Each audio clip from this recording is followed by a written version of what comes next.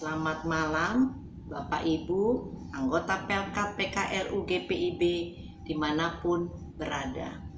Shalom, salam damai sejahtera bagi kita semua.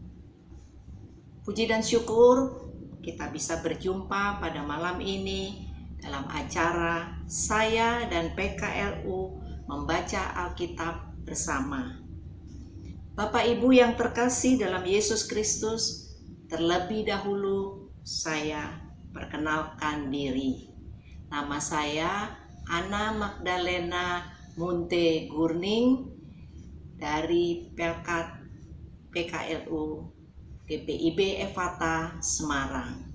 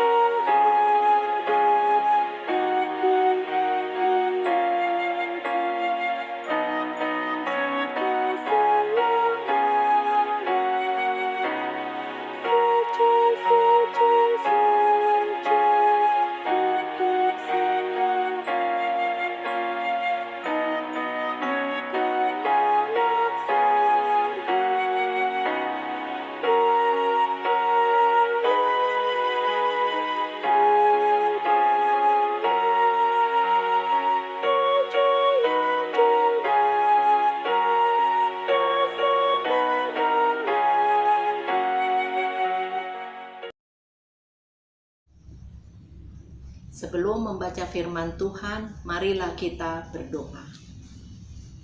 Puji dan syukur bagi Tuhan kami panjatkan atas berkat dan penyertaan Tuhan di dalam hari ini.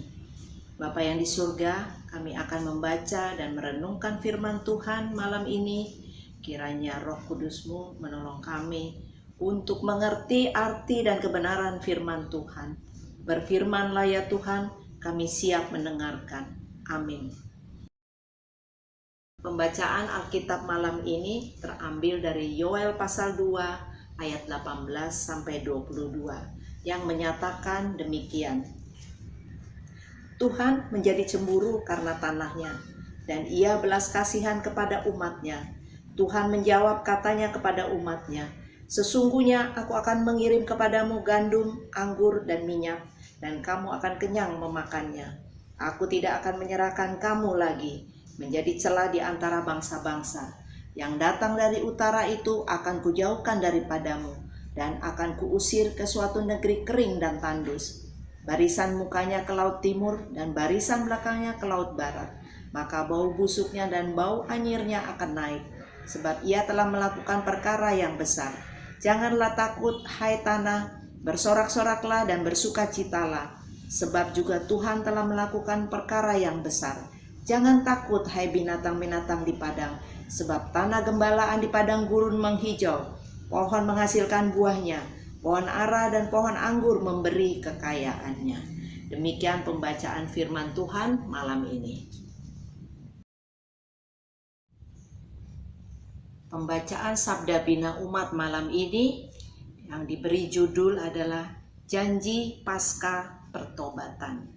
Dengan ayat perenungan pada ayat 19 yang mengatakan, Tuhan menjawab katanya kepadanya, sesungguhnya aku akan mengirim kepadamu gandum, anggur, dan minyak, dan kamu akan kenyang memakannya. Aku tidak akan menyerahkan kamu lagi menjadi cela di antara bangsa-bangsa. Teringat usia remaja dulu saya pernah berbuat kesalahan besar, yaitu saya suka diam-diam memakai sepeda motor kakak saya. Padahal saat itu saya belum memiliki SIM untuk mengendarai motor. Sampai suatu ketika saya terkena razia, dan karena saya belum memiliki SIM dan STNK sepeda motor itu ada di tangan kakak saya, maka suka tidak suka saya harus meminta tolong dan mengaku salah kepada kakak saya. Awalnya kakak saya marah, tapi tidak lama kemudian kakak saya berkata bahwa ia akan mengurus masalah itu ke Polantas dan tidak akan memberitahu ayah tentang masalah itu. Asalkan saya tidak lagi memakai sepeda motor secara sembunyi-sembunyi. Sebab itu sama dengan mencuri. Saya pun menyanggupi syarat tersebut dan mulai saat itu saya tidak pernah lagi melakukan perbuatan tersebut. Sampai suatu kali kakak saya mengizinkan saya memakai motor miliknya hanya untuk berkeliling di dalam kompleks perumahan kami.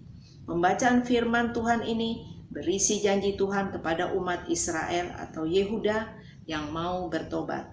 Lebih jelasnya bahwa selain melalui Nabi Yoel, Tuhan menegaskan akan menghukum umat Israel dengan datangnya hari Tuhan yang penuh penderitaan. Tuhan juga menjanjikan pemulihan bagi Israel asalkan mereka bertobat. Janji Tuhan itu dipenuhi dengan hal-hal yang indah dari Tuhan.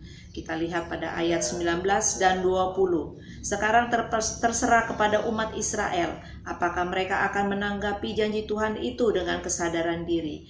Hanya sia-siakan kasih Tuhan. Jangan abaikan kesempatan untuk mendapat ampun dan janjinya.